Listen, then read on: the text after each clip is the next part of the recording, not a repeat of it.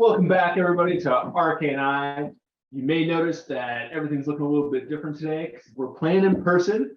Our friend Russ here, who normally lives in the Arctic, is down for a visit. So we have decided to break out the snacks, break out the webcam, and do a low quality session. So stick with us, everybody. It'll be a fun one, if a little bit more low quality.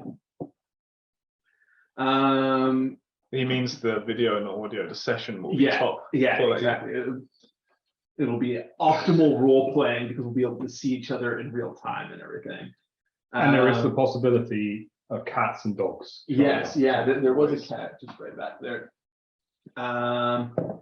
So I do want to preface, if you're joining us for the first time, we're playing Dragonlance, Shadow of the Dragon Queen. This is the third session of our campaign. We've done 2 previously, and then we also did a little character creation session.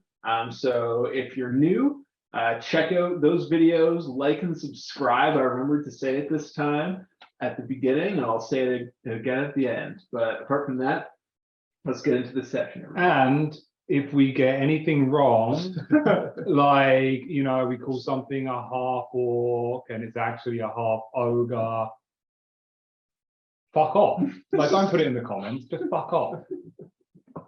Russ is a very angry person. I'm happy to hear the feedback. At me, please, on Twitter, at _arcane_eye, I think. In the comments below. Yeah, it'll be in the video description. Anyways, last session, you guys had just recovered from the battle where you guys lost your entire troop to a group of cloaked lizard folk. You traveled across the country to get to Vogler, which you did in record time, managing to cross a raging river with extreme efficiency. You arrived to Vogler in the middle of the night, where you made your way into an inn. You were faced with a little bit of subjugation, but managed to overcome it with some good role playing. And then the next morning, there was the Kingfisher Festival going on in the town. You went to the mayor, found out where your charge was, Becklin Uth-Baharin, who you were tasked to go find by your dying ex-commander, I guess.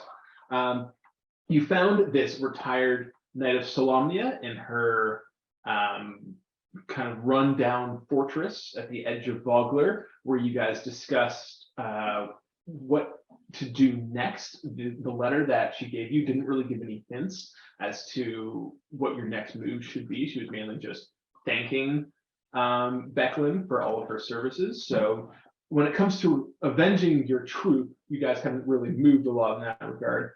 But you guys have gone to a reenactment where a couple thousand years ago, the Knights of Solamnia won a battle for this region against the Astarian forces. So every year at the Kingfisher Festival, they reenact this battle.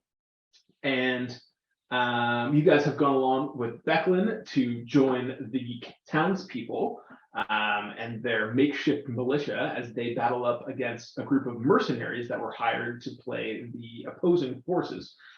When the battle first started, you noticed a glint of sunshine off steel blades and realized that the mercenaries weren't here to reenact the battle. They were here to slaughter all the townsfolk. So that's where we are now. The first blow has just been struck. Blood has spurted from this innocent townsfolk and soaked the townfolk and soaked the green grass. The soak. Soaked the soak in the totes and we're gonna roll initiative if we haven't already. I don't think we did. I don't think we did. 19. And Russ? 16. All right. Well, turn your eyes to the roll 20. You can see that you are standing on this hill, and then you see 3 mercenaries barreling at you on horseback. Yeah, you're standing on the battlefield. You see, so all around you, this kind of pretty little border that's around the outside, that's considered the fray. So It's not a pop band from the early 2000s that I believe sung Cable Car, which is still is a banger.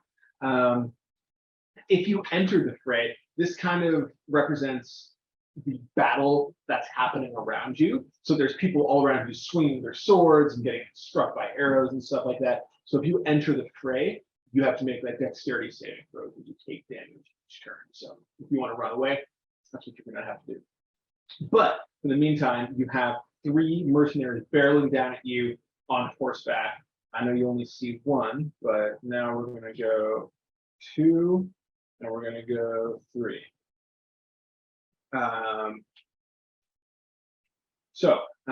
Up first is Zundria. All right. So 3 men on horseback.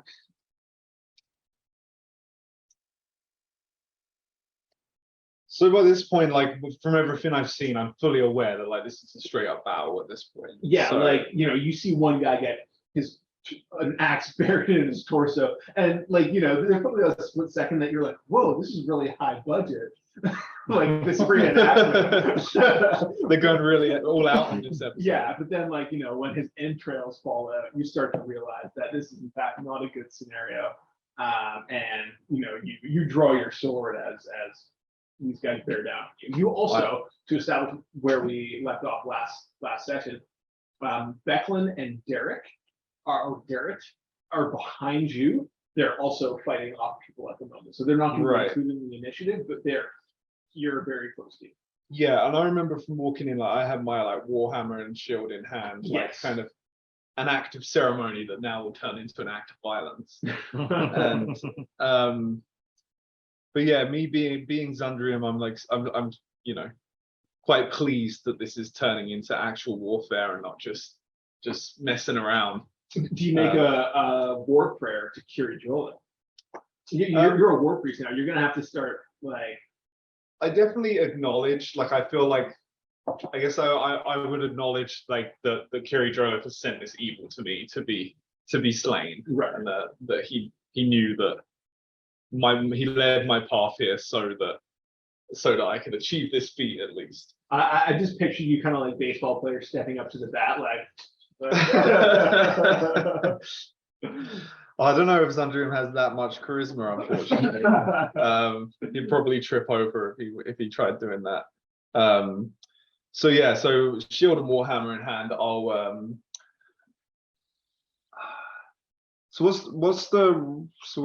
We're like 25, 30 feet away or something? Yeah, around there. I guess I will for the very first time. I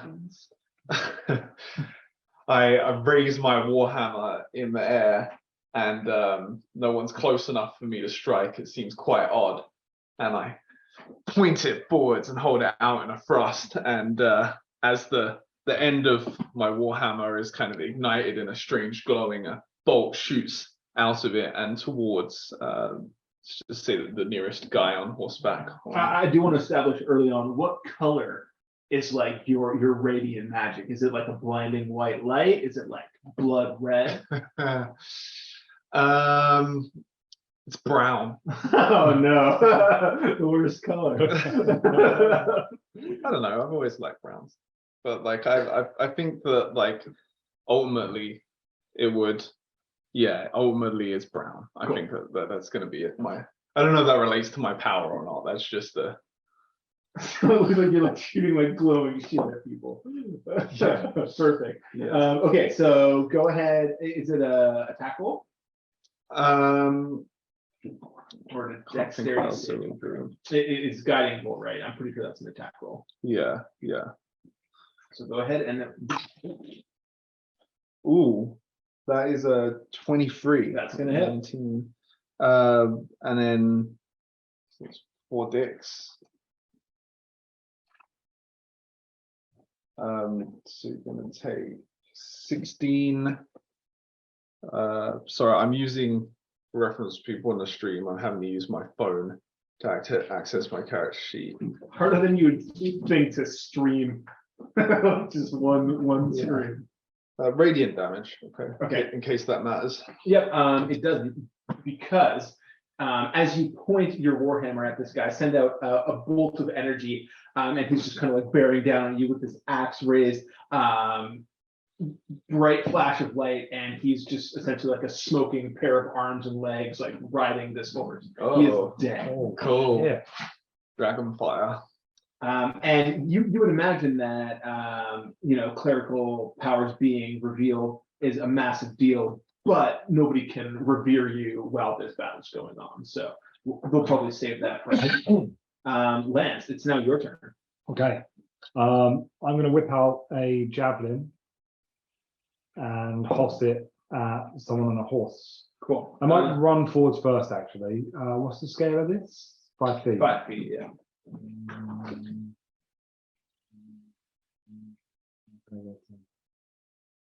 I don't know why I'm forgetting this. Can I? No, that's a skill, isn't it, to be able to run attack? No, that Or you am I can thinking do that of in fighting. You're thinking of Saga or Oh, Expanse. expanse. Yeah. Okay. Yeah. So I'm going to just sort of midway through that, I'm just going to start running. Midway through that run, I'm just going to toss my javelin at him, and then I'm going to continue to run because I am sort of going with it. Cool. Make an attack roll then. I will. Oh shit! I have a javelin enabled.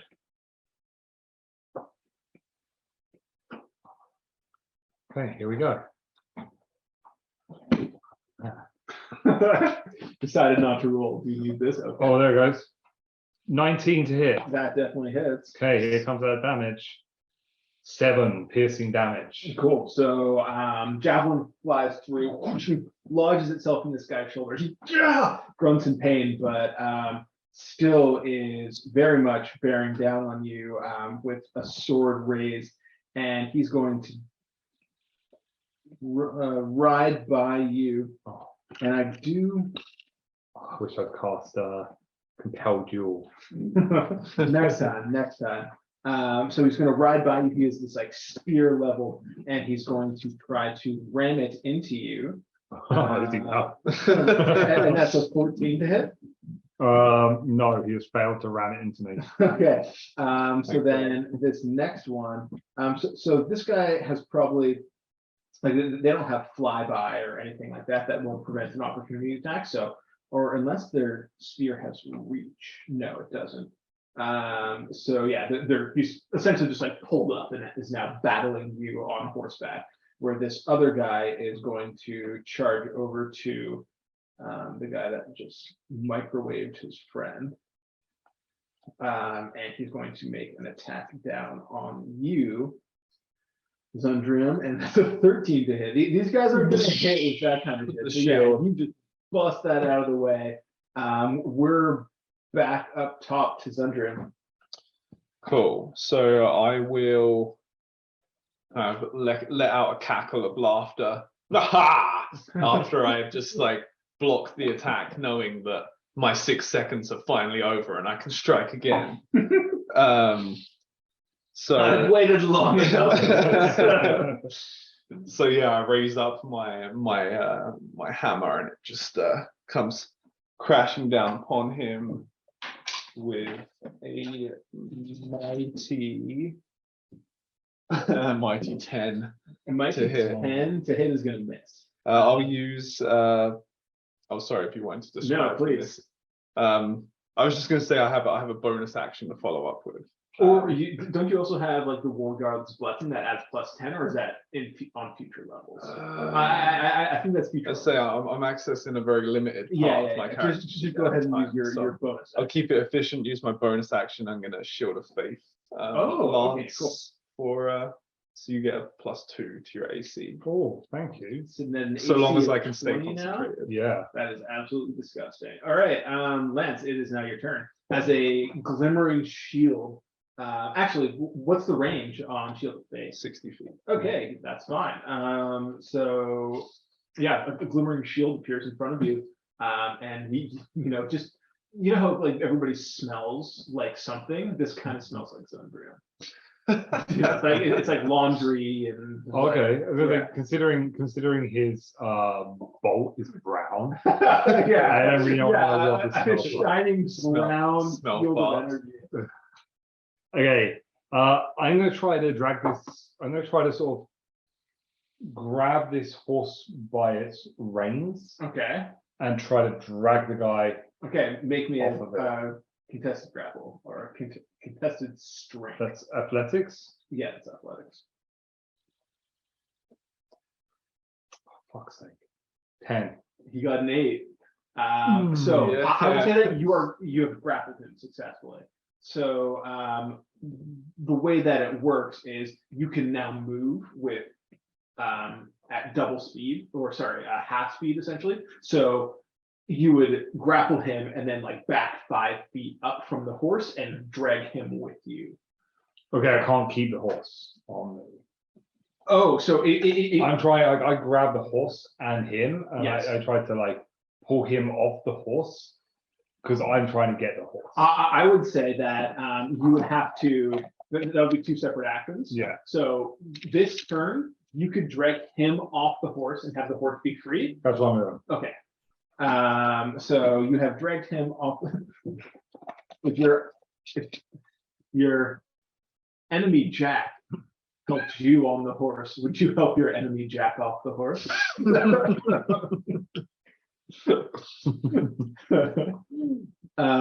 us know in the comments. Yeah, please. So yeah, you drag the enemy off the horse. That is your action. Any bonus actions or anything? Perhaps. Perhaps. No. Okay. No, I'm just gonna do it. So then this guy is going to try to. He's not going to try to break the grapple or anything. He's just getting into this melee fight. He's just going to try to shiv you with this spear right up close. He does only have a +3 to hit. He's never going to hit you. 11, so just dinks off your armor. And then the next guy is going to attack Zundrium and also just get it completely parried, just right off the shield. Back up to Zundrium. Cool. So I'm still battling with the same guy from last turn. Yeah, I'm he's gonna- on a horse, by the way. Yeah, I understand that.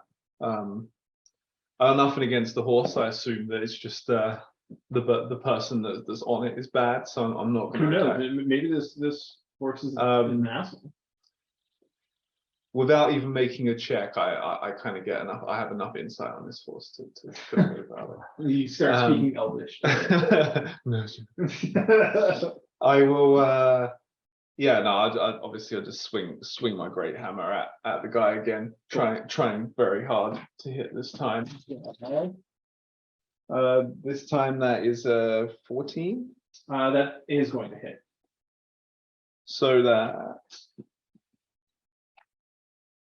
will be, God damn it, 4. 4. Okay. 4. He's looking fine. And then I know I have some like half decent bonus actions. I'm just kind of struggling. Switching with some of this stuff. I think no, actually, yeah, no, we can move on for now. I'll continue to. Cool. to Then do that. Lance, you are grappling this guy after you jacked him off the horse. Right. Would I have my longsword in my hand? Would I have time to tell him to yield, whilst retaining the option to stab him if he chose not to? Yeah, talking is a free action. Right. Yeah, so I dragged him off a ground. I assume I have mostly control over him. And I'm yield. You spit in your face. I'm gonna try and just stab him straight through the heart. Do it up. Do I have an advantage or anything? Nope. Okay. If you had the tavern brawler, you would. No, is that a 7 to hit? Yeah. I was just looking at my actions or features to see if there was anything I could do to stop that. Any war god's blessing that you can. No, I don't remember what Squire Solomnia does, but I can. Oh yeah. Yes, yeah. The Squire of Solomia. It's the feat that comes with when you choose the Knight of Solemnia background, you can use it to get advantage on attacks up to your proficiency Right. modifier times per turn. Okay, That's so funny that it actually. so it I do actually have has a thing. advantage. I need to check my traits. Okay, go ahead and do that. 14. That is going to hit. Wow. Yeah, all right. And that is just one-handed. And you add a D8 to this. I had a D8. You add a D8. Oh my god, Squire of Solemnia is incredible. It actually is. Extremely good feat. Right. Yeah. 7, 6, and 7. 13. Yeah, so this guy's just like, you guys stand no chance, and like you kind of like go to stab into him. He like struggles a bit, and then you just kind of push through the leather armor. Are you doing anything else on your turn?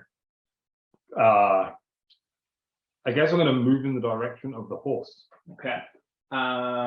You can get to the horse. I'm looking at mounted combat right now. I am not exactly clear on how you mount a horse. There's So some counts- rules that you don't. Oh, so you can mount your horse with half of your movement speed. So Oh shit! I was pretty close. yeah, so you were close. Trying to So mount that horse. Wait, I will say I'm gonna. there's also for the Knights of Solemnia, you can I will say. it costs you might pick that up. only 5 feet of movement to mount. There you go. So Knight of Solemnia, you can either, or Squire of Solemnia, you can mount Oh. 5 feet of movement. So And I have mounted combatant as well. so this is all stringing together extremely well for you. But you Mike's like, take this. pull a guy off a horse in a tense battle situation. We don't know what that horse was doing during that turn. So roll me a d20 to see if that horse is still there, or if it's charged in another direction, or if it was killed. So just roll me a Okay, d20. tell me what to expect before I roll. What are you looking for? Is it high rolls get me the horse or low rolls? High rolls give you the horse for sure. Yeah, I just wanted to check so you can't switch around. To You think I would Hey, do that? D&D Beyond devs, fix your dice on iPads. Oh, for fuck's sake. 5. 5. That So was pretty shit. I said 5 and under in my head that the horse was going to be inaccessible to you. Didn't you say under 5 in your head? Sure, that's what I heard. 5 and under, because it's usually split 5 and under, 10 to 5, or 10 to 6 every 5. So I will say that this turn, the horse has moved like up here, and it's just out of reach in terms of your movement. You can now use your movement to get to the horse, but you can't mount it this turn. Okay, I'm using my movement to run after the horse. I'm Okay. just like in my chainmail, just like. Okay, so There's then people being murdered like around. There definitely isn't people being murdered around, right? Like if I saw people being murdered, I would probably- there are people being like, Yeah, I think that's good this is an establishment. absolute slaughter. I'm going to be more useful on a horse. Okay. To save more lives. once Yeah, you can. you What is it fucking about? tell yourself that. Okay, so that was Lance's turn. Guard C that you were fighting. Zendrin is going to try to stab at you. Gets a 5. Dinks. It's your turn now, Zendrin. All right. So now I'm fully aware of my feats. You've got your feet beneath you. I certainly do. For a level 2 character, I feel like I'm pretty fucking cool. We do. I will. Yeah. So the guy that I've been battling with, getting pretty sick of his shit. So Tell them that. I will roll to swing my hammer. Okay, please.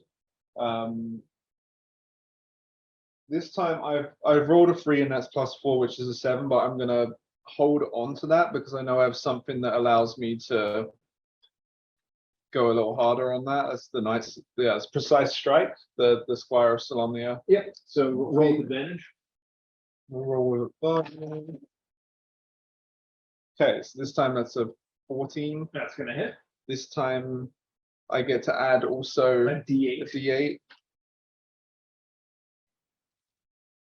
to a D8. So 8, 2, so 10. 10 hammer damage. You bash this guy's head. Cool. All right, so yeah, he dies. How does his horse react? His horse goes buck wild and probably starts to sprint off in a random direction. If you would like, you could roll me a d20 and see what happens. Okay, 20. I take the reins. Okay. I also roll fire. Okay. So yeah, this horse fucking bolts as well. Usain bolts out of here. The situation is now you are chasing down a horse. Zundrim, you've just bashed this guy's head in, and this horse has sprinted off. I do still have movement and bonus actions left on my turn. If you're about to jump into anything too crazy. Well, if you'd like to use those before whatever's happening resolves, you certainly can. All right. I will. I don't know, like I got the impression like the worst of it was like in the center or the top of the hill, or is it just kind of spread out? It's relatively like you can see here that this is. I'm not sure at what point. We'll say that this is quite near the top of the hill because like the militia has run up to meet you at this hill. So we'll say that to the west on this map, or to the left, that's where like the onlookers and such are. So that to the right is where the majority of the militia are mercenaries are coming from. And as you watch, Lance, you see a half ogre, not a half orc, a half ogre steps out from the ruckus behind him, along with two guards, or I guess they have a guard stat block, but they're dead. They're mercenaries. And he says, well, look at what we have here. Some shinies. And he's just going to bear down on Lance, who is the closest you can get. So this is kind of part 2 of the encounter, but we'll keep your guys' initiative. But we'll kind of like start again. So there's a half ogre. A half ogre, not a half orc. Yeah. Okay. And I'm right in thinking in the lore of Dragonlance that half ogre is burying Todd's mom. Correct?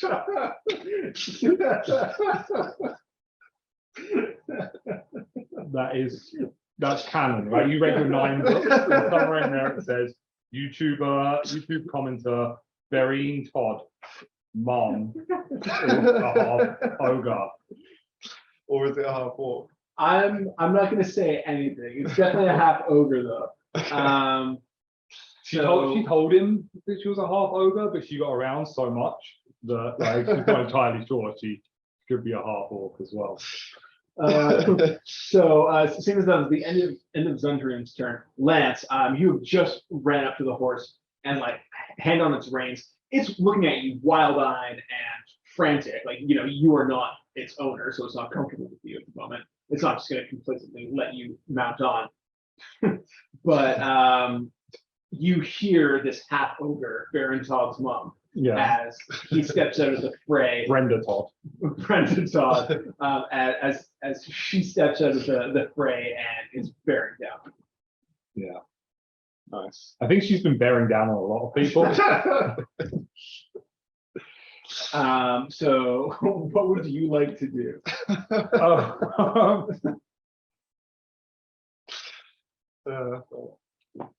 I'd like to try to kill her. Okay, go ahead. How much is she bearing down on? You can see on the map that she has very much closed the dip. She essentially stepped out of the fray right where you were. And she's phenomenally ugly, right? Yeah. Honestly, you might tap that on a good day. Yeah. Yeah, I'm just a longsword. 13. 13 is gonna hit. Oh yeah? Yeah. Nice. Level 2, 9. 9 damage. Okay.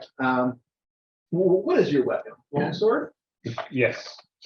Cool. So you meet Brendan Todd's challenge and rush up with your longsword. And after a quick exchange of blows, you manage to score a slash across the arm. But now Brenda is going to swing back with a battle axe. So that is going to be a 9 to hit. So she just fucking like winds up, 2-hand swings really high, telegraphs it, and you're saying, I'd like to think, when like, I want to catch it under my arm, like just like in my armor. whoa. If you want to, so like we can say you do that for flavor reasons, but you don't actually. I'm not grab catching it. No, it's just like cool. Yeah. So then that was her go. The second, her one of her wingmen is going to run up and try to stab you with a spear.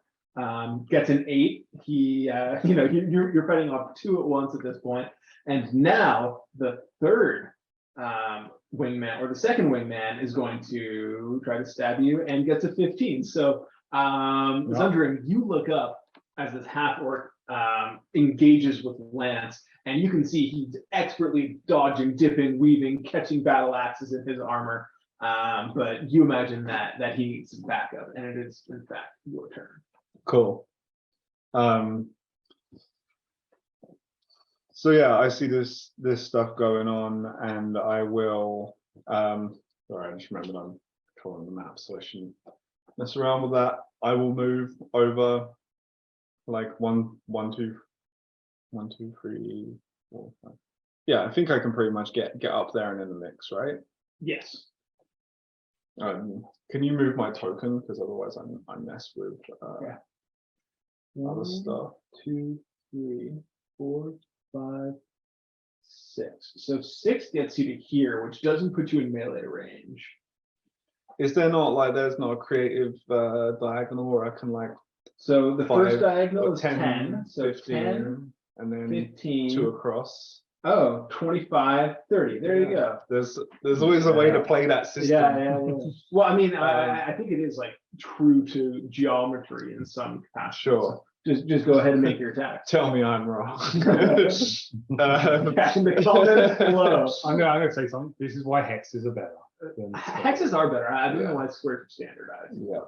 Well, yeah, okay, so I've got stuck in. Did I get right? I got next to one of the like minions. No, that's Brenda Todd. That's Right? Brenda? Yeah. All right. Well, Brenda, feel the wrath of my Warhammer. Is that what you call your penis?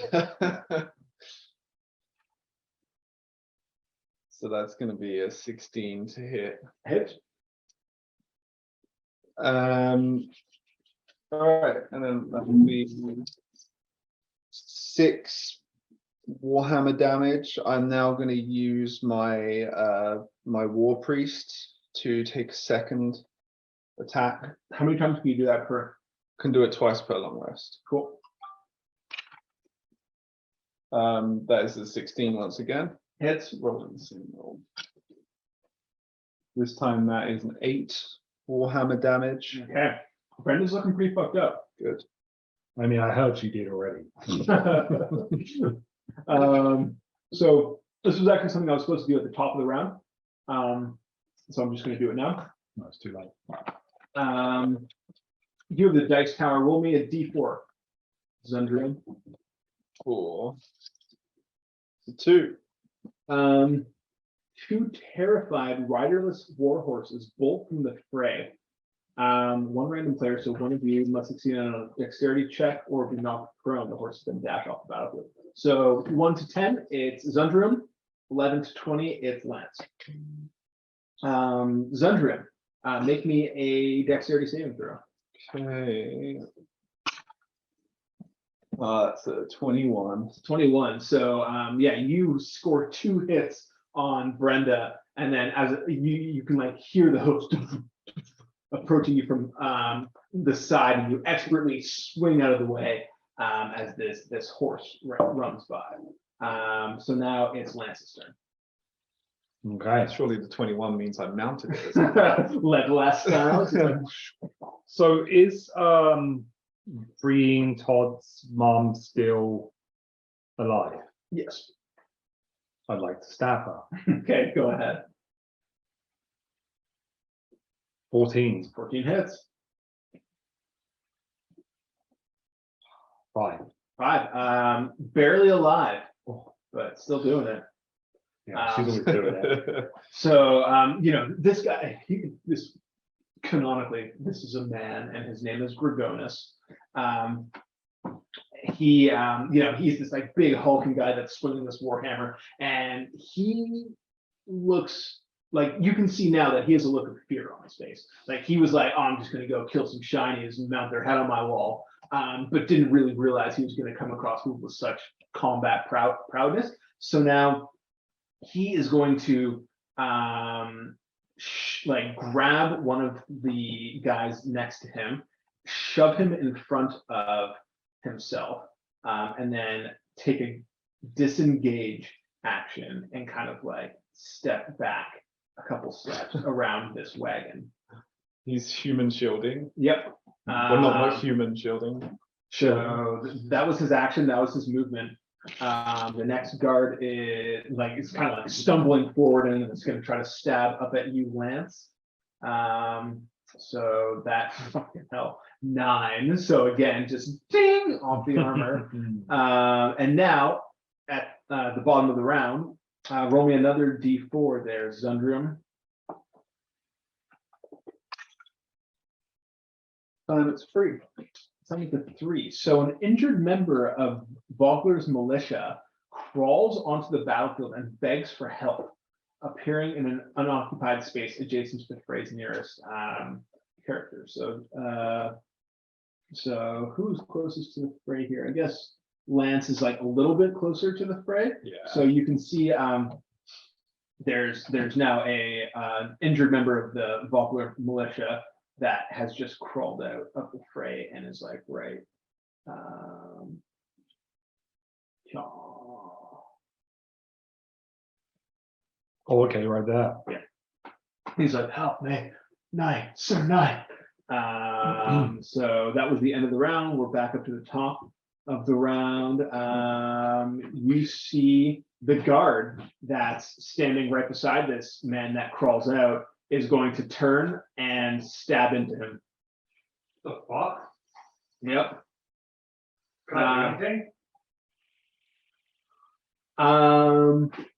I will say, if you want to throw yourself at this man, you can't attack on the round, and attacks against you will have advantage. I'll do it. But you will protect this man. I'll do it. Okay. So you dive, fucking bodyguard, Oh, God, yeah. throw yourself in between the spear and this guard that has crawled out. And this guard or the mercenary is going to take attacks with an advantage down at you. Rolls a 14. So you catch his spear on your shield as you hit the ground. That was the first guard. Zundrium, it's now your go. You see Lance dives across the battlefield to deflect this blow. And Lance will say that you're now kind of like in between these two people. Nice. Then I would say, I'm just actually going to zoom the map into this. See what I do about yeah, I guess I'd have to disengage to go after the Brenda, so I would just I will finish off the person in front of me if I can. Cool. Make your attack roll. Have a turn. It's a 13 this time. 13 is going to miss. Shit. I need to use your Salomnia. I need to remember for next time. It's before knowing the result. I can also channel divinity for guided strike, which is plus 10. Right.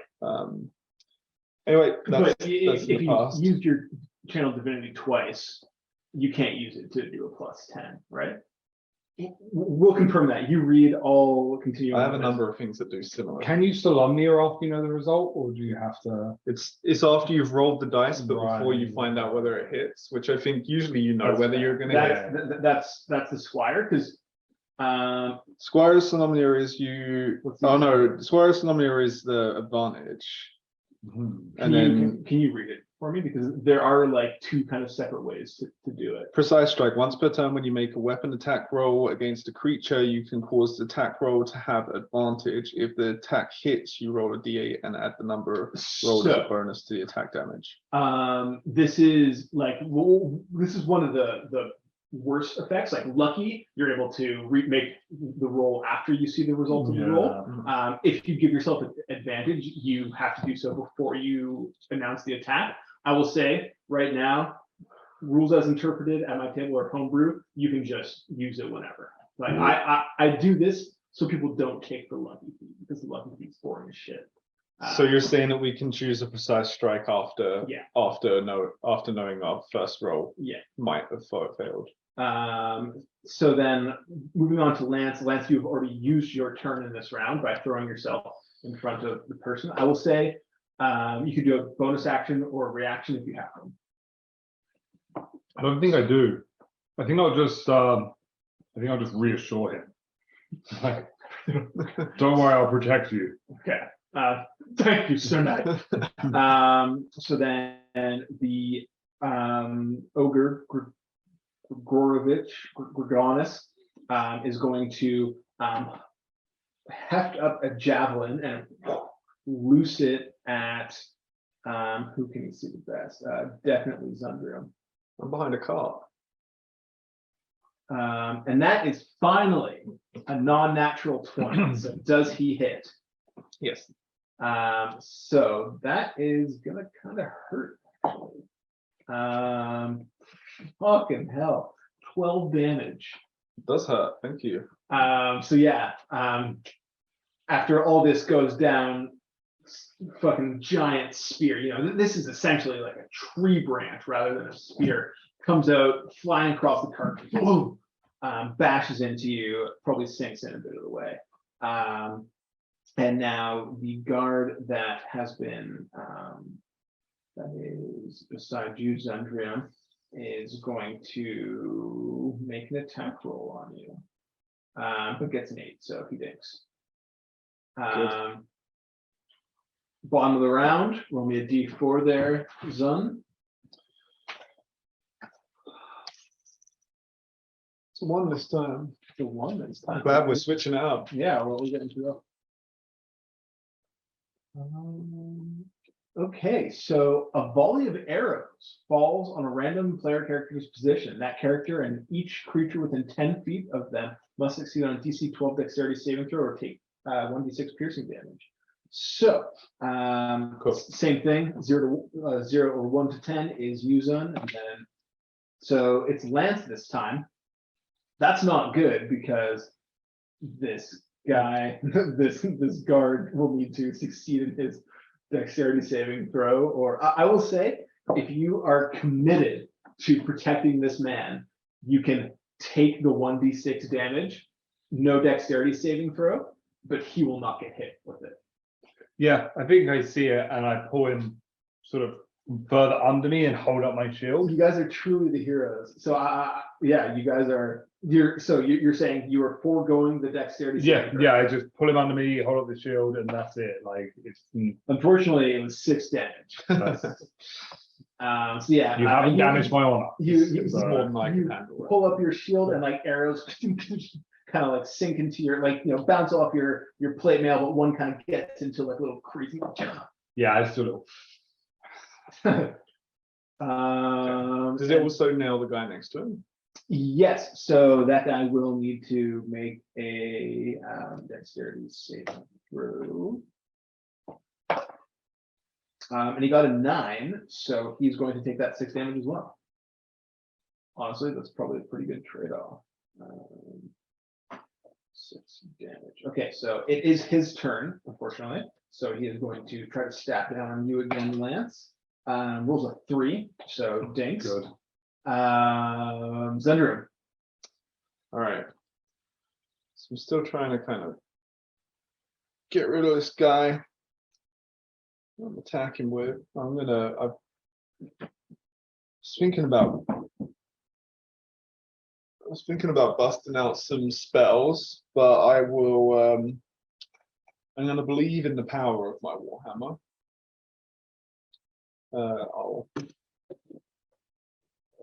It's a date. No, it's not. It's an 18. Okay, that hits.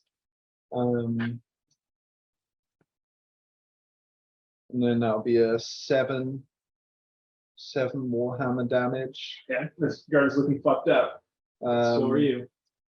Yeah, that's very true. So I was gonna look to just do a quick bit of bonus actions.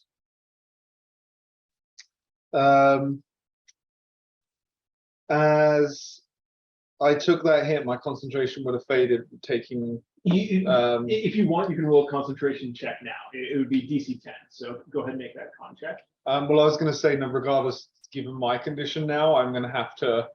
I'm going to have to switch to myself to add that extra layer of protection. Cool. I don't think it would have applied to anything with Lance, so I think we're good. Yeah. So you're now at AC 20.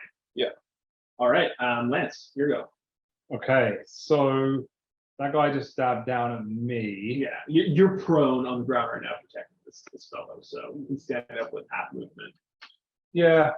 I'll use my half movement to stand up, and I'm just gonna try to drive my longsword at him. That is a 21 to hit. That's definitely gonna hit.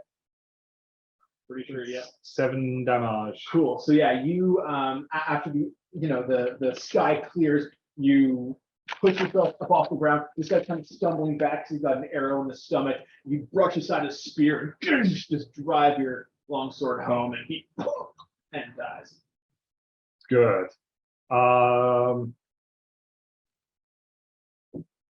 yell to the other guy on the ground, don't move. And I'll start running after Brenda. Cool. So your running would take you by this other guy. So like, that guard is technically there. So you'd only be able to get to about here without provoking an opportunity. Actually, you can get to here without opportunity attack. So that puts you right up by Brenda. Okay, Cool. Sweet. So then that is Brenda's turn. He is going to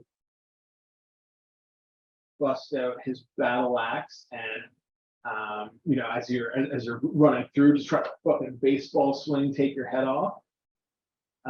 Fucking 9. that doesn't hit. That does not hit. 9. So That's cute. 9 to 12 is cute. The same amount of books that Mike has on Dragonlance.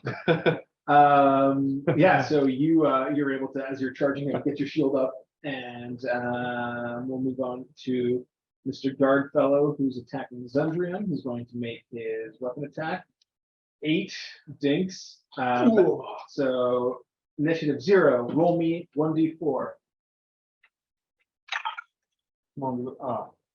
It's a 1 again. 1 again. Rain of arrows. Oh shit! It is a rain of arrows. That is not what you Just hoping want. for a 4. I quite like this visually. I like the idea of arrows just suddenly raining. down. Yeah, and they're indiscriminate to the people around you. So same thing. That is Zundrium this time. So Zundrium, actually, so everybody in a 10-foot radius. So It's that, going to be the guy I'm fighting with. yeah, so that's the guy. So making a dex save, he's going to make a dex save. He got a natty 20, so he's fine. So, You see, he like hears the arrows, ducks down, and gets underneath the cart. come on, can't deal with this. That is. Oh, fuck. I was really hoping that was a 19, but it's a 10, so 12. 12, I think, does it exactly. Good. DC 12 dexterity saving throw. So you a lot less, you're a little bit late to react. This guy's underneath the cart. You manage to just get behind it. You hear the arrows thud into the wood as you manage to avoid them. So that is back up to Zundrick. It is. So this guy is kind of like, obviously he's prone after that. So Do I get advantage on it? Mechanically, no. Narratively, yes. Okay. Well, in the theater of my mind, Yeah. the arrows have just kind of come down, and we're both just kind of, collecting ourselves and coming back to our feet and checking Kingly out what's United going on. breaking the arrows off. Yeah, you know. and he's like, the first way when he's kind of stood up and looked, he's looked the opposite direction to me. So as he's checked the one way, and then he checks back to look at me, and I'm just like, "Rah!" And I sure hope you hit after all that. me too. I think let's say I can always work some magic, which it looks like I'm gonna have to do. So you're gonna do that. I'm gonna do advantage? I'm gonna do the guided strike to add the 10. So I can do that. Now we're gonna have to confirm. Is that part of your channel divinity? Because you have used your bonus action attack twice. So that means you've used channel divinity twice. Wait. What? I'm also here. Sorry, War guys, new Priest, that's the characters. bonus action, and then guided strike. When you make an attack roll, you can use channel divinity. So the channel divinity is once per short rest. I So haven't used War haven't- Priest is not channel divinity. No. So go ahead and do your So guided that's strike. my one use of that. It's a +10, so that makes it a 14 plus 4. So it's actually an 18 now.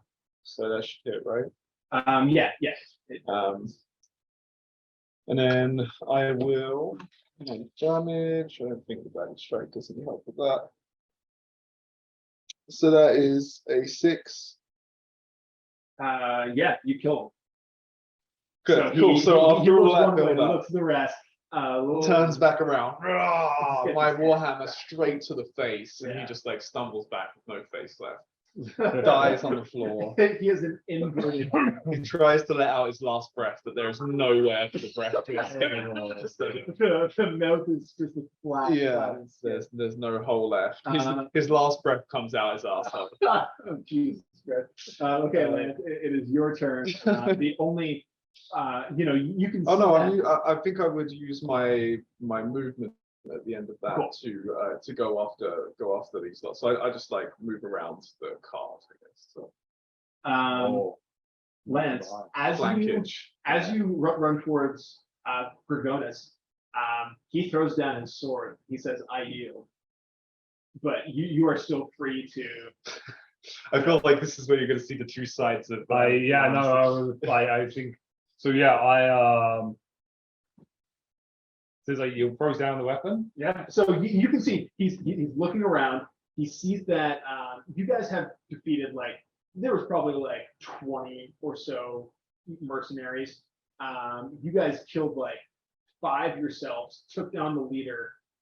You can see that the militia is kind of holding their own. They push back. There's a lot of casualties, but the element of surprise has been lost. They've lost their leader, and the mercenaries are starting to scatter. I'm gonna hold my sword out, kind of cool, like when people hold their sword like a Glock. Yeah. Oh god, kill shot. Yeah, I'm gonna hold my sword like a Glock, and I'm gonna say kneel. You see he kind of spits out a tooth to the side, but then steps one leg back and the next. And it is very clear that I am intending to take them a prisoner. Okay. Although I'm I don't know what a solemnia kind of arrest Miranda rights would be, but I Lance de Argan,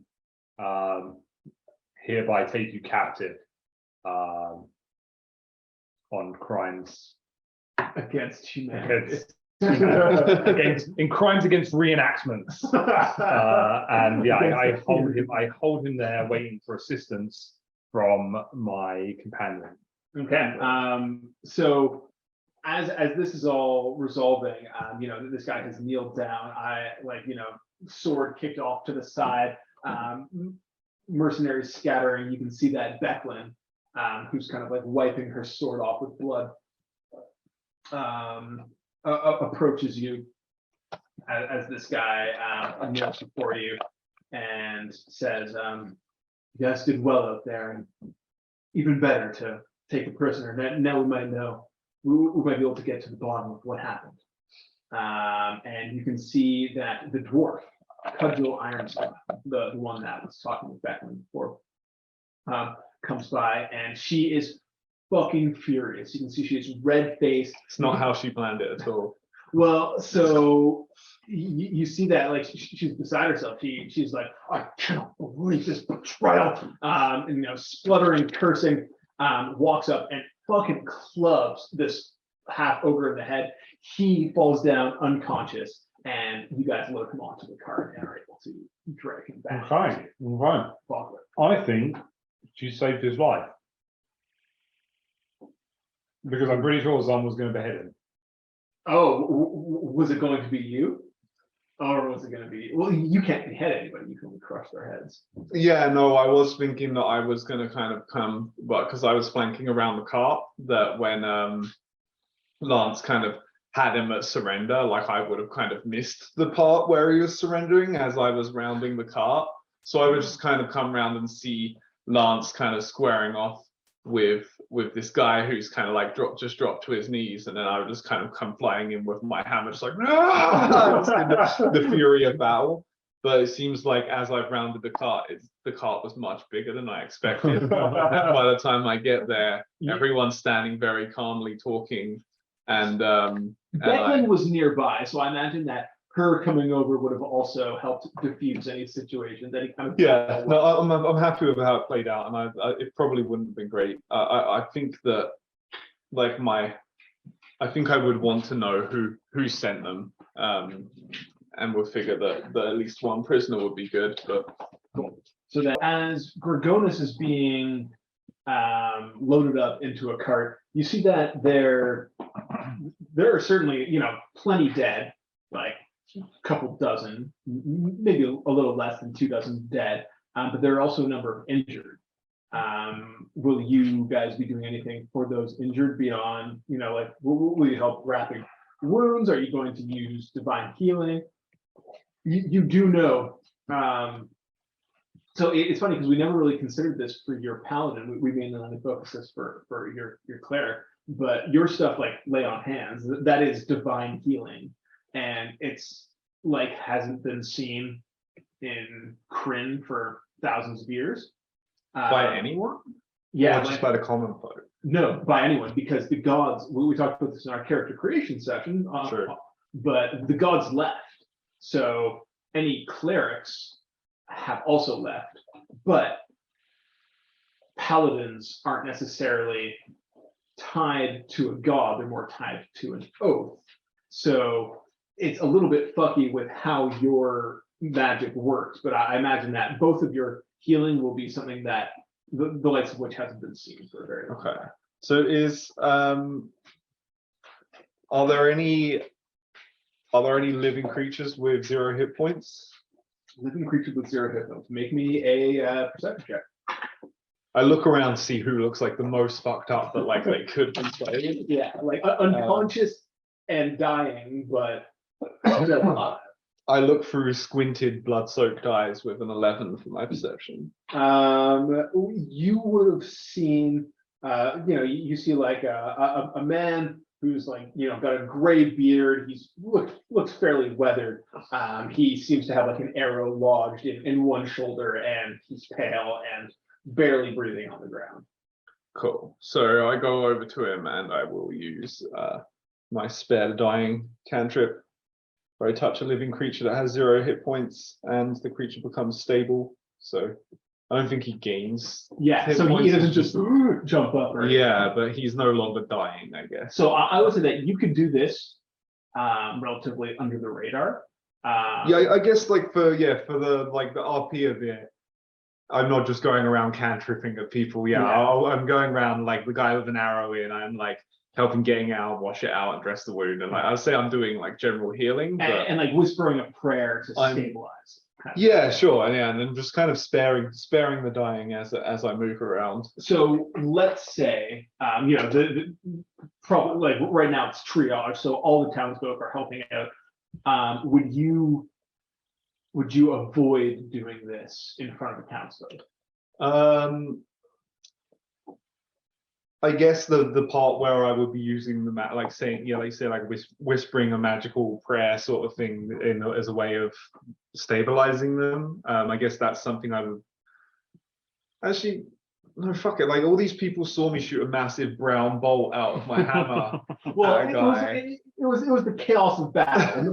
Maybe not everybody noticed that. No, I'm not deceitful. I'm honorable. People are dying. There's no time for messing around. Like if I need to give someone a special spell to stabilize them, then that is what Zundrim does. So while you're doing this, you go up to another person, you kind of like put pressure on this like bad looking stomach wound, and you whisper a prayer to your god. Do you have any idea what that prayer would be? I'm really leaning on you being a cleric. So it'd be again, I don't have my notes, so I kind of look to. I don't know if I'd look to the sky even, like I'm just like, Jolliffe, heal this wounded soul. That's my magical power. And you see like this younger woman, she's probably about like, in her early 20s. She's also helping with the wounded, and she's, kind of like bandaging up a cut on this guy's leg as you say this. And she looks up and she says, "Are you praying to the old gods?" I am. But they don't hear us. Smells like farts in here. It does smell like- so that's one of the downsides of in-person sessions.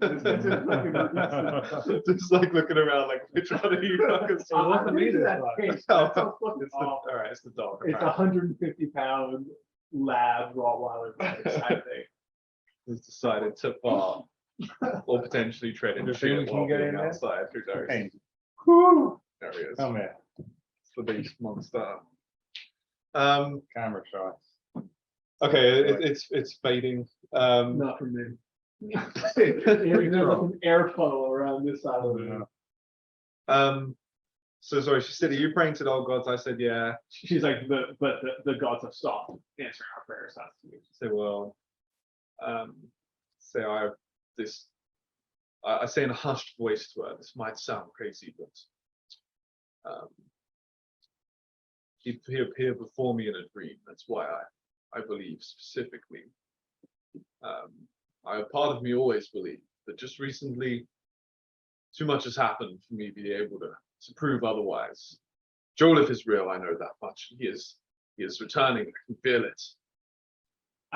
She just looks at you like in awe, and like she saw like the whirling silver tornado of death that were you and your partner here. So she's probably just like, fuck, like maybe. Who knows? Cool. So are you doing anything, Lance? Yeah, I don't think I'd be going as far as Zundrium is. I think I'd just be trying to direct healers and people to More the like a area triage and just situation. trying to run around and make sure the people are good and safe. So you get all of the wounded loaded up into carts, and the townsfolk make the half hour or so trudge back to Vogler. You can see that the mood has totally died down, as you expected it would. Everybody's walking in silence. Some of the wounded cry out in pain while people try to manage their pain as much as possible on this rocky, bumpy trip home. But Among the wounded, are there like wounded bad guys? no, the only bad guy that's being brought back is a unconscious Brenda. Brenda, who like has been knocked out, loaded into a cart, and roped up. And so you get back to Vogler, and you can see that Mayor Raven immediately falls into a leadership role. She's instructing villagers to tend to the wounded, and she's already sending a battalion to go recover the bodies of those murdered at High Hill. She points to you two, Becklin, Cudgel, and says, "Go to the Brass Crab and bring the prisoner." That's crap. Just us two taking Brenda. with Becklin and Cudgel. Oh, So now we're headed back to All the right. Vogler map.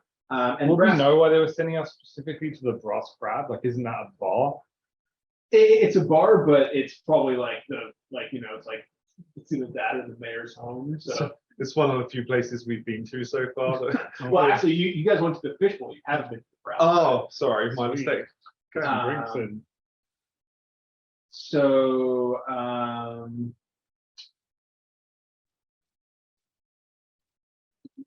you guys head over to Brass Crab with Cudgel and Becklin and kind of just like dragging Dragonlance between you two. And you guys can take it from there. Well, what are you doing with this prisoner? You kick open the door, you see it's an empty bar, like even like the tavern owner is off. Like maybe they were slaughtered in the battle, maybe not. Right. You are in an empty bar room. Some lanterns. Cellar? Yeah, you can head down to the cellar. Yeah, that's good. That's a good idea. So Cool. that's where you question people. Brenda hasn't like had any like initial interrogation whatsoever, right? Just like cuffed Still and unconscious? Yes. unconscious, right? Yeah. So yeah, you drag this halfling. Head Yeah. I was picturing feet, but you're right. We got him by the feet. So yeah, you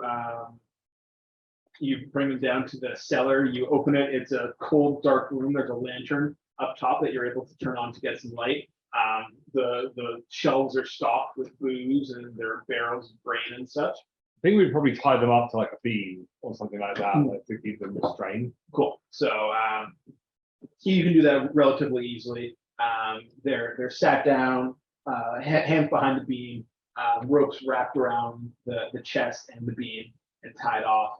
And you can see that Becklin is silent, watching you guys do your thing. You know, she's kind of the retired mentor. She's like, I'm going to observe and watch these people as they do what they do because that's how they learn best. And you can see that Cudgel is just like white-faced, fucking furious, so much that she can't talk. Just like, you know, fists clenched and all. We're seeing that, right? Like we can see Cudgel is so angry. Yes. Yeah, it's easy to see. She's not trying. I'd like to speak to her. Yeah. Cudgel, I know it's sometimes hard to maintain one's honor. Are you able to be here or do you need to take your leave? She is like chewing over her words right now. And she says, I want to know why. Very well. Can I like we're in the cellar of a bar? Yeah. So I look around because I speak Dwarvish and I know Dwarven culture. I like look around the room and like I assume that like somewhere probably even without needing my perception I would like spot something to drink like some mead or Yeah, some- so like what would you go for, some like ale. or would you go for the hard stuff? Because you can find both then. yeah I think it'd be ale right now. Yeah. Um, Or but white claws. no one needs to be downing Whiskey. when Yeah. you're Furious. Okay. so yeah, no, I look around and I see that I see that Cudgel is struggling. The Lance's words haven't had quite the desired effect yet, and I bring over the cask of ale and I say which means here, drink this ale. Okay. You see, she grabs it, and you hand her a tankard full of ale, and you can hear the wood creak as she grabs it, and her fingers clasp on it. But she drinks, and some falls into her little wispy beard, and then she said, "Wake him up." All right. Do we have any smelling salts or anything? There's probably Maybe, salt. Maybe the remainder of the cask of ale could be used Yeah. as a. I'll hold out to see if Cudgel will give it to me. Yeah, she Hand it over. And then yeah, and I just use I kind of look in it. I see there's a quarter cup left in there. I'm just like, and then I toss it in the face. Spits out a couple more teeth on the ground, and it's just like head down, like dripping with ale. Bleary eyes, looks up, and it's just like, ugh. I'll never tell you nothing. So I will, as long as I'm right to be taking the lead here, I will. Probably should. Becklin nods at you. Yeah, I glance on my And probably shoulder. like has a hand on Cudgel's shoulder. And yeah, so from I bring my warhammer down from the strap on my back, and with like the big hammer part of it, I put it under his chin and lift his head to look at me, and I just say like very calmly, I'm just like, you will tell us everything you know now. Make me an intimidation check. Oh, shit, I'm gonna have to crack out character sheet for the haven't done intimidation for a bit.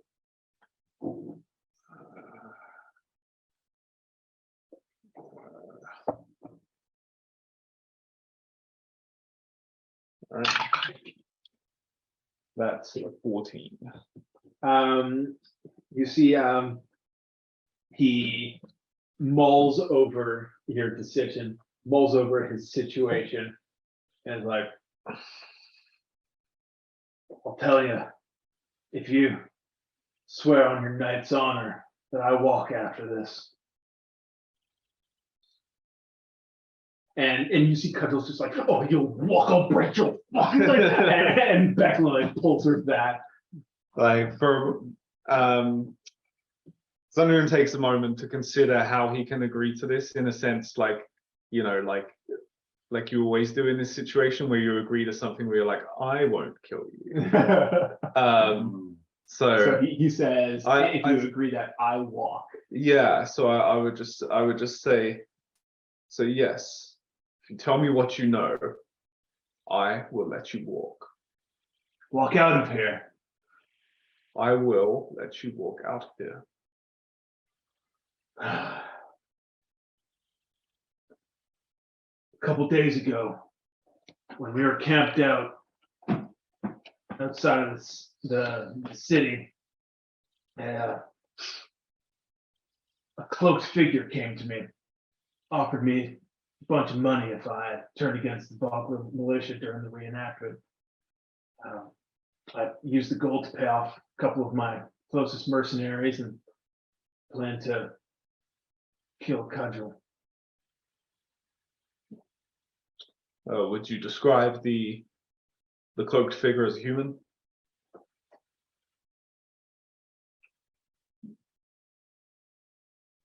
Speak up. I'm trying to see if he would tell you this right now. I think he would. You see, he's like, Remembering I'm propping his chin up with my massive warhammer. he said, Not questioning. he shrugged, and he's like, oh no, but I did see they wore black and red armor. Right.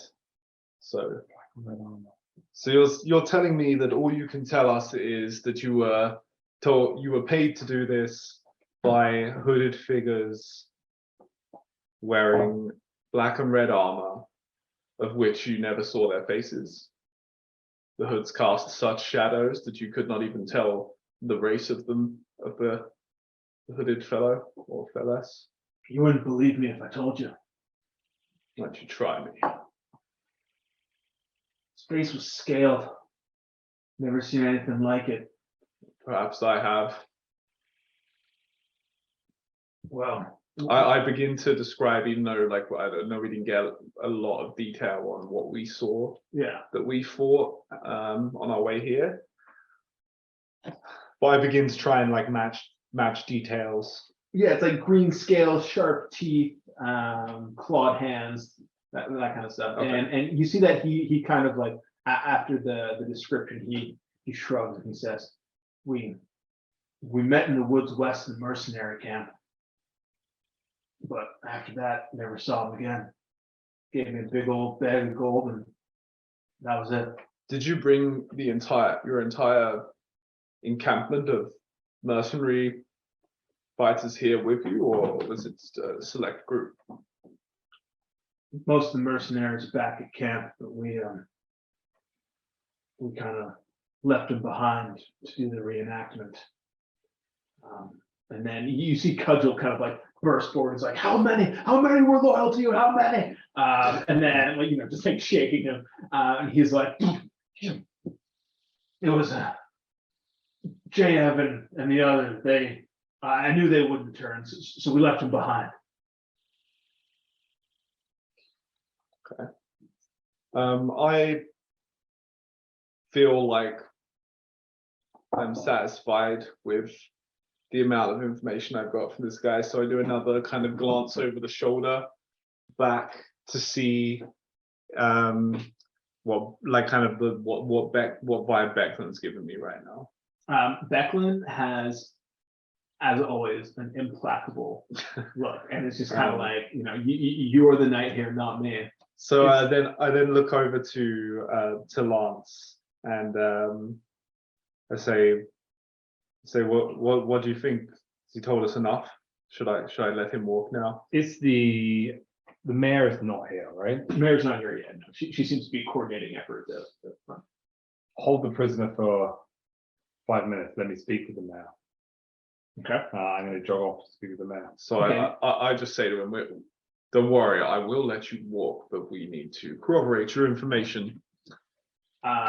You head upstairs out the tavern door. You can see that there's quite the bustle in the town center. Cots are being set up, torches are being lit, and Mayor Raven's at the center of it, directing it all.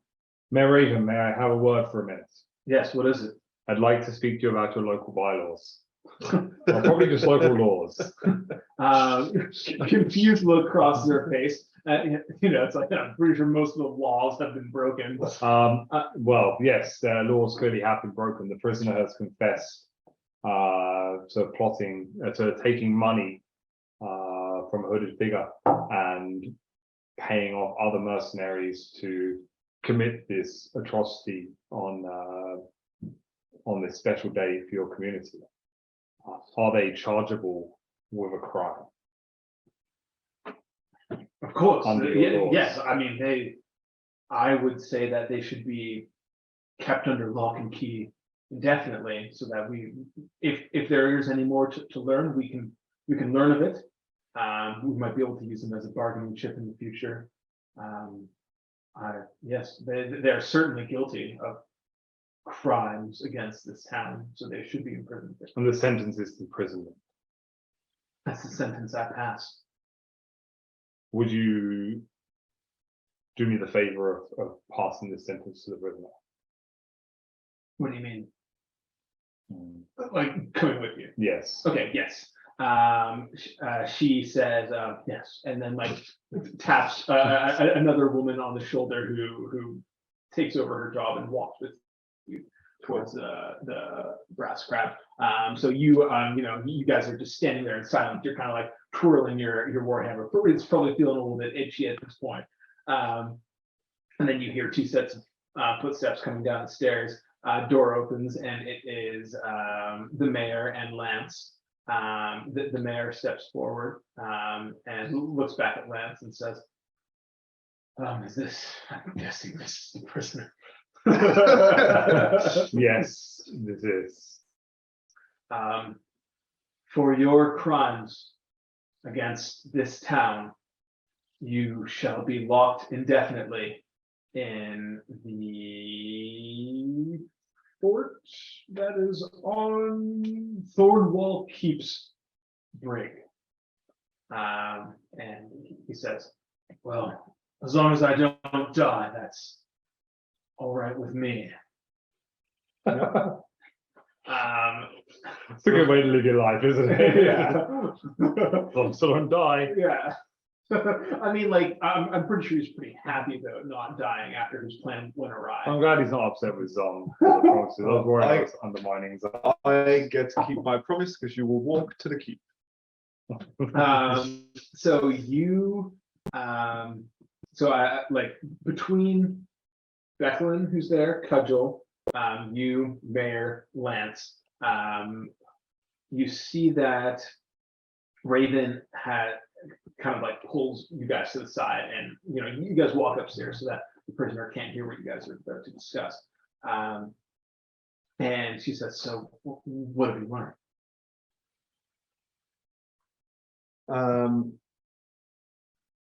We didn't tell the mayor about the attack on outside town that we had up on our way. She was there. No, sorry, not that. Yeah. Yes. Where the commander died. Yeah. Yeah, I don't know. I kind of like looked to Lance, seeing as you've kind of formed this bond where you went to go and get the mayor when we were deciding what to do with the prisoner. So I kind of like looked to you to do this. Okay. We learned that the mercenary band was paid off by unidentified criminal mastermind of some sort. What did we say the mayor's worship? Right. Your worship. Is there anyone you would know who wears black and red armor? There hasn't been a side of this mercenary band. There hasn't been an organized force of troops in this area in thousands of years. What about an unorganized? I mean, a lone, not necessarily an army, but is there any individuals, anyone who would, conspire against your township? Or you see Becklin steps up, hand on one sword. She says, "I've dealt with some bandits that have come up in this area, and none of them would have dared approach a mercenary troop and try to bribe them off. They're not that kind of planning. They're more hitting farmers as they travel from town to town." as I'm taking in the information, can I remember back to when we were at the festival and I got into a little bit of a confrontation Right, you did. with someone the younger, Yeah, Baccarus. Baccarus the younger, and his father Lucian, Lucius Malfoy. yeah. Yeah, exactly. Backer the elder, I guess. It's Baccarus and Baccarus the younger. Okay. Straight up. Do I remember if the two Baccarus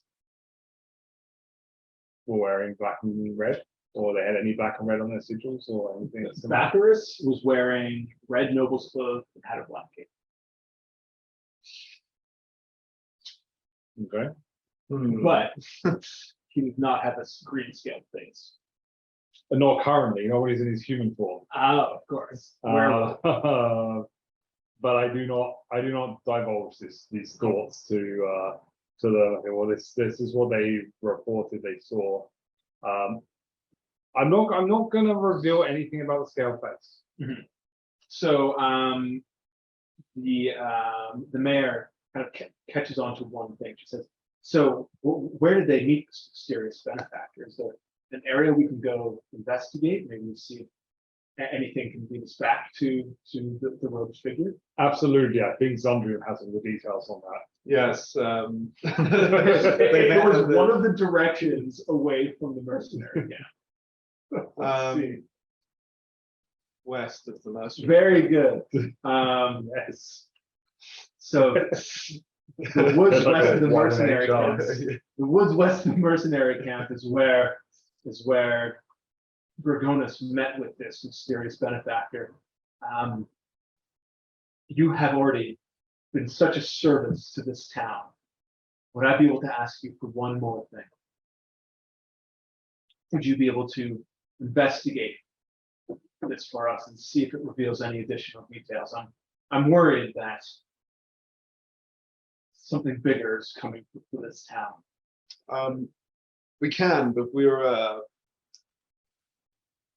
we find ourselves without horses, and we are aware There's that plenty of horses left perhaps in the battle. yeah, perhaps a few were captured by our townsfolk during the battle, and if we could use those. And I know you said there hasn't been much kind of organized military, but a couple of squires or a little help might not go amiss. A few good fighting men.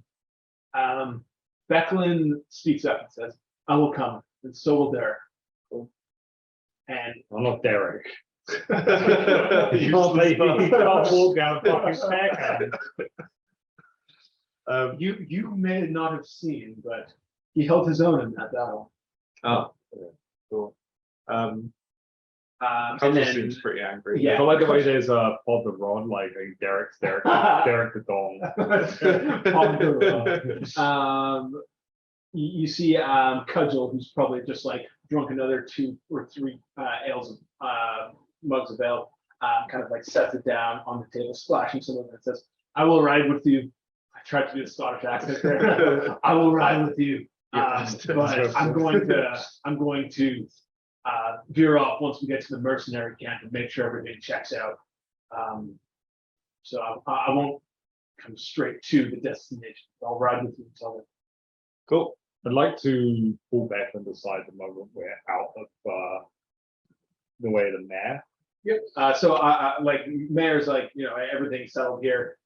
You all seem like capable people. She nods to you and heads out the door and leaves you guys to discuss what your plan is. So I would talk to Becklin, Solemnize to Solemni, Yeah. and let her know about the lizard face stuff. You guys have already talked about Oh, she was there. that. No, so you met at Thornwall Keep yesterday. No, I would talk about the information that Zundrium got Oh, about the She lizard was- face. She was there, right? Okay, so she doesn't need to know. yeah, and she I think it'd be still be worth a conversation, like connecting the dots together. a Yeah, I little think bit, we've you know? had some kind of conversation, yeah. and then explained that I was not being like deceitful to the Yeah. mayor to not tell them about the lizard face. It's more of like a military Yeah, need to know importance. compartmentalization. That Yeah. we've told her of this attack that happened to us, and now these dots are being joined, and we're keeping that. She doesn't have the clearance for the next So level. like, yeah.